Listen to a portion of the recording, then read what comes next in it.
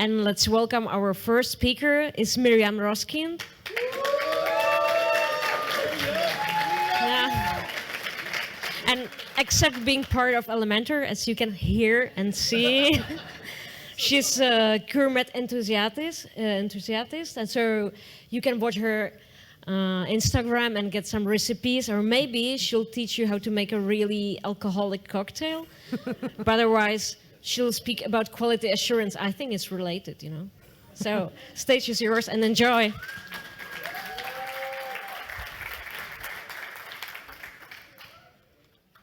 Hi, thank you so much. I'm Miriam from Elementor, as you may have heard. But in case you're wondering, I'm not the Miriam you're thinking of. I'm the other one, and I get that a lot. In my job as project manager at Elementor, I collaborate with CTO and engineering teams to ensure project success, quality, and clear communication. And this is my first time speaking, so bear with me. I'm very excited to be here. So thankfully, it was a pretty smooth flight getting here. I traveled from Israel, so not too far away, but I always have this constant anxiety about flights and making sure that I have everything I need. Do you remember what it was like to fly years ago, making sure that you had all of your papers printed before you went, hoping you didn't forget anything? Things are so simple now. You have your phone with all of your documents, even your boarding pass. It's almost like magic. On that note, let's talk about quality. Quality in software is when users never have to think about how things work because they just work, like magic. After more than a decade of working in quality assurance, or QA for short, I'll always believe that having a dedicated quality team or person is a top priority. That being said, it doesn't replace the need or importance of having a quality-first company. I see that a lot at Elementor. I've been a contributor on numerous different teams, and it doesn't matter if someone is a developer in marketing or anything in between, they can all contribute to quality, and therefore to the success of a new product. And it's really a key factor.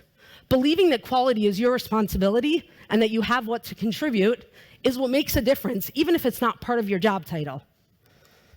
When it comes to creating a new plugin or improving an existing product, hiring a QA specialist is the easy part, or as we all know, as easy as hiring anybody good is.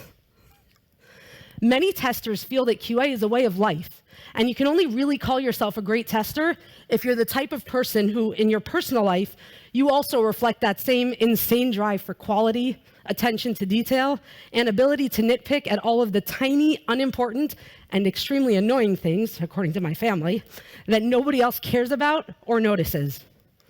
You know, like the multi-tab Excel spreadsheet that accompanies every single family dinner on the weekend in my house, or possibly the cleaning guide and checklist that I may or may not have created for the kids for doing their household chores. But you don't need to be a QA specialist to make your product better. Quality is everybody's job.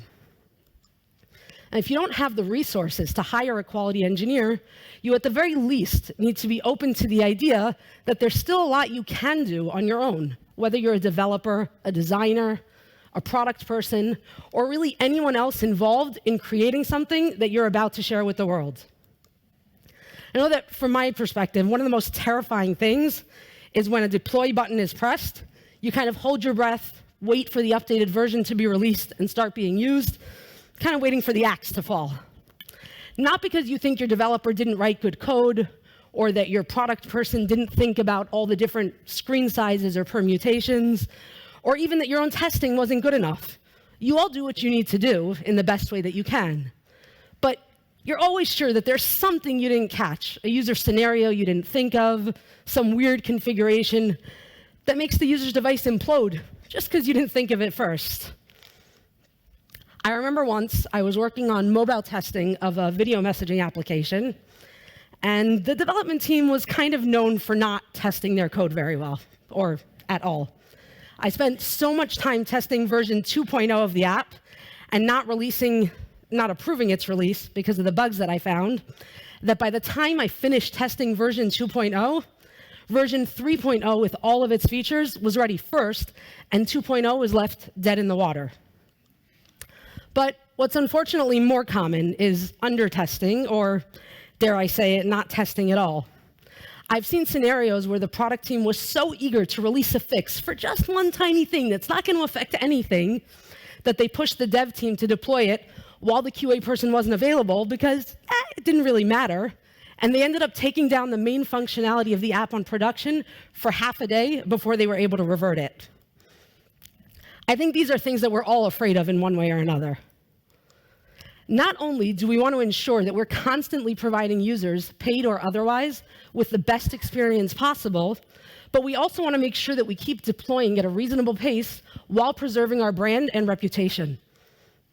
So, down to brass tacks. Now that we're done with theory, in the remainder of our time, let's talk about practice. How do you, as a developer, product person, designer, one-man or woman show, or really insert any job title here, how do you look at your product and figure out, what do I need to test? What buttons do I need to push? How do I prevent terrible things from happening? How do you do the best QA that you can do without being a professional QA person? So, when testing your product, the first thing to remember is you want to put yourself in your user's shoes. You know nothing about the product and how they're going to approach it. Testing with empathy is what's going to improve the level of your testing and the overall quality of the product that you're putting out there. You don't know what happens if you click the button twice in rapid succession. You don't know what the screen is supposed to look like after login. You don't know how the product is supposed to respond when the screen goes to sleep while you're in the middle of waiting for an action to complete. Whether or not you're intimately familiar with the ins and outs of your product, you have to try and figure out how to use it the way your user would. So, if you're testing a WordPress plugin, that means create a zip file installation package. Go ahead and create a test site, spin up a staging environment, distance yourself from your product, and treat it like something that you just downloaded off the repository, not something that you personally built. And freehand testing is a good start, but it's not enough. It's easy to just sit down and start playing around with the plugin. You're sure to find bugs that way, no question. But if you really want to put on the QA hat, you need to be methodical, and that starts with preparation. So the first thing you want to do is break down your product into areas. Some people break it down by functionality. So if, for example, we created a form plugin, so you might have create form, edit form, submit form, etc. Others like to break it down by UI, where you think of the different screens on your application: launch screen, login screen, form table, and so on. Both approaches work, don't get me wrong. But personally, I like to do a mix of both.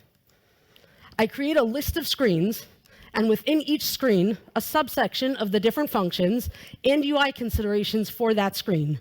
That way, you don't miss basic functionality or skip over simple UI screens like, say, a success pop-up, which is just as important. Using our imaginary form plugin, it might look like this. Now, this basic initial list gives you a clear structure to test methodically. You know what screens exist, what actions happen on each of those screens, and that way you don't skip important scenarios. It's easy to get lost in what you're testing if you don't start with preparation.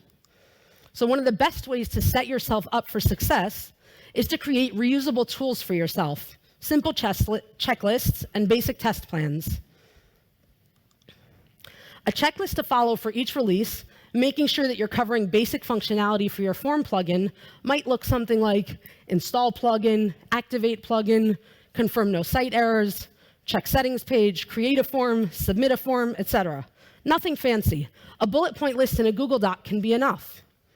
The point is, you're not relying on memory. You're giving yourself a roadmap, an outline that you can continue to use and update with each new release as well. You'll catch regressions early, and you'll make your testing process something that you can improve over time. And if you're working in a team, even a small one, lists like this make it easier to share quality ownership with others as well. The fact is, you don't need fancy tools. You just need good habits. And speaking of habits, the best development teams that I've worked with, it's not that they had the best developers, the fanciest tools, or even the biggest budgets. It's that everyone there cared about quality. The developers tested their own work before handing it off. They owned their features, their fixes, and their bugs. They caught obvious issues early on, which made the whole team move faster. QA specialists could then focus on the harder edge case testing, product managers can make faster decisions, and users, well, users just got a better overall experience. When you build a quality-centric team, you're not just making fewer mistakes, you're building trust, both between the teammates and between your product and the people that are using it. Now, if you're wondering where to start, try testing a plugin you didn't build. Look at your website as a first-time visitor. Use a browser that you don't normally use. Ask someone new to try your product and share feedback. The thing is, if you're really serious, you can also reach out to a freelance QA specialist. It doesn't even have to be full-time. A little outside help can make a huge difference. A QA specialist with experience can take a look at your product. They can help you figure out an initial test plan or even understand how to break your product down in the best way possible. But ultimately, you don't need to wait for permission. You don't need a new job title. You don't need to become a QA person just to care about quality. Quality is a mindset. It's about asking questions, thinking like your users, and taking ownership of what you put out in the world. The fact is that it's not about being perfect. It's just about getting a little bit better every single time. Thank you.